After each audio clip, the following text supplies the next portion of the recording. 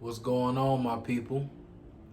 It's your boy Smooth Blaze, and I would like to welcome you to part 5, week 21 of A Moment of Clarity. We are coming to the conclusion of the giving segment of A Moment of Clarity.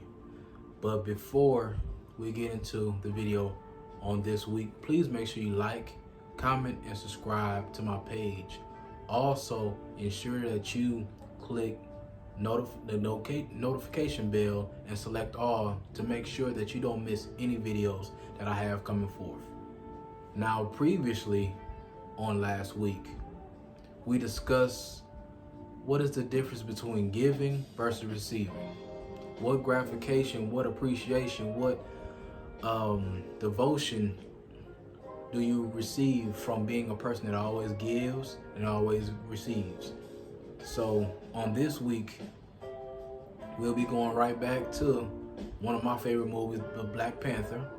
And I remember the words that Killmonger said that kind of spoke highly or negatively regarding Wakanda as a whole. He said this: "Y'all sit up here all comfortable, must feel good." And I understand from his aspect, his father getting killed and him being a part of Wakanda and realizing that they left him by himself.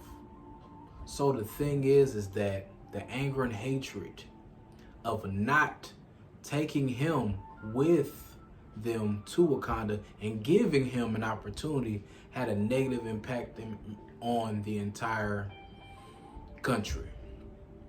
And the Black Panther had to suffer for that. And they fought, and he lost his ability to rule over Killmonger. Now, what I want to hit on is the impact of not giving. The importance or the lack of giving has a major impact in your life as well. But before we get into what the impact of not giving opens up for, let's understand a few definitions regarding impact. First, the action of one object coming forcefully into contact with one another. Definition 2, having a strong effect on someone or something. That's powerful. 3, the force of impression of one thing or another, significant or major effect. Now, what I've gathered from these few 3 definitions is that I have to ask myself this question, and you should ask this for yourself. How often do you miss on an opportunity to give to a person in need?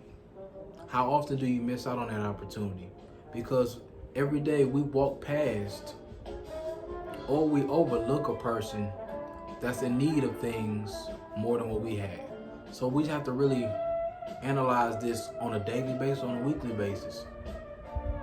Now, from that aspect, there are 10 reasons, real reasons why people do not donate. And we all have to understand why people don't donate and try to figure out if there's a way that we can change that mindset. The first reason why people don't donate is 1, I already give enough. I prefer to invest in my own people. And I can admit that some organizations that we donate to or give to, they don't really go for this cause that we think it's going for. It could be going in somebody's pocket. It could be going this direction. And certain people feel like, you know what? I want to invest in my community. I want to do stuff for my people. And ain't nothing wrong with that. But we can't always put every organization in the same bucket because some people are doing what they're supposed to. Second reason, I need to save money for myself and my family. Above all things, don't put your family in a hole. And if you can't give money, that's fine. Just give your volunteering time when actually you can. Third reason, my donation is too small to make a difference. I hear this a lot that, only got $10, only got $5. It doesn't matter. If you can calculate millions of people giving and just dropping $10 or $5, that makes a major impact. Don't worry about what you give as being small. It's going to impact as a whole for somebody. 4, poverty cannot be solved. Some people really believe that, and one of the reasons why people think that is that we are a selfish community in general, just selfish people in general, no matter what race, gender, whatever. We're selfish. We only care about ourselves and getting ourselves together.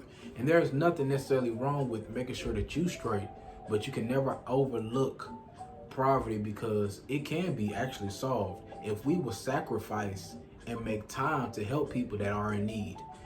We won't have as much poverty as we think we will if we put things together and put a plan together.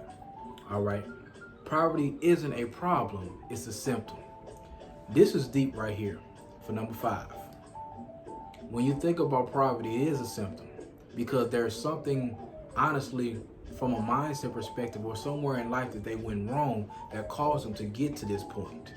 So you have to find a way to cultivate a way that we can change that about a person from the inside out and make them understand that they can come out of this. 6th reason, donations do not help who needs it the most. Like I reiterated before, are these donations going to the right places? And sometimes they do, sometimes they don't. But you have to be able to do your research and figure out exactly where this money is going and is it following through in order to give, but don't quit on giving. Next, poverty relief is a responsibility of the government. I've heard this a lot, that on a federal level, state level, and local level, that's their responsibility, not mine. But at the end of the day, all our money goes into taxpayers' dollars, and that goes to fund all these public organizations like the police and fire departments. So to put all poverty relief on the government is insane because we live in these environments.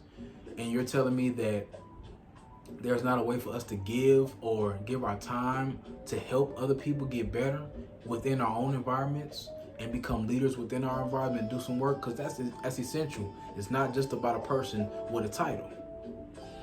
All right. People should solve their own problems. 100% agree. I believe that.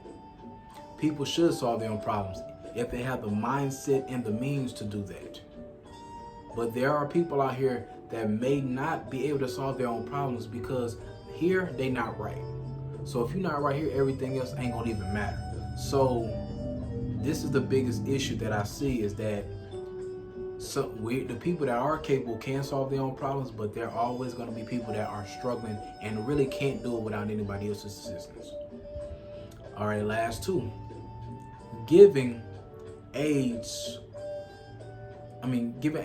make developing countries more dependent upon foreign resources and funds. This is true. When you look in the government, we've always been trying to save everybody. Save this country, save this country, save this country.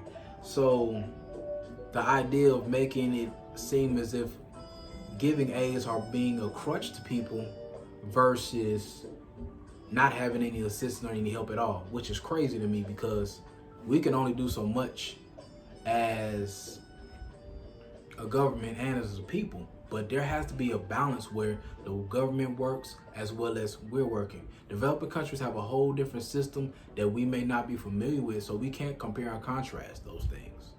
And lastly, giving leaves the population overpopulated. When you think about it, every year there's children being birthed, every month there's children being birthed, every year, month, birth, and people are dying as well. Not just from COVID, but just other different circumstances with their health. So to say that giving and helping people or putting money to charity to help people is causing overpopulation is insane. Do you realize that majority of the land that is currently in this country is not even accounted for. All it is mainly trees. We have so much other land that we can build on that will allow us to help those persons that are in need. So giving leads to overpopulation is incorrect. If you're able to give to a person that is struggling, that is trying to make a difference in their life, it opens a door for something that is more valuable than what you think. So as we conclude these 10 reasons why people don't give, ask yourself these 2 questions. Are you ready to make a positive impact to a stranger's life? That's 1. And 2, if so, how can we turn giving into a positive trend or movement? What are some creative ways that we can think of making giving a trend and popular? Because as we continue to make this trendy and popular, other generations will follow us after. So what are some things that we can do to impact people we know and people that we don't know? And how can we make it a positive impact? So as we close, I would like to say thank you, one, for taking the time out to review my video. Please make sure you like, comment, and subscribe to my page. Also, within my email address below, please put in any suggestions or any ideas that you have regarding my page, what you would like to see, what stuff you don't want to see no more and want me to get rid of. But just understand that I'm here for you, and I want to leave you with this phrase. Giving is an opportunity to change another person's life, no matter how big or small.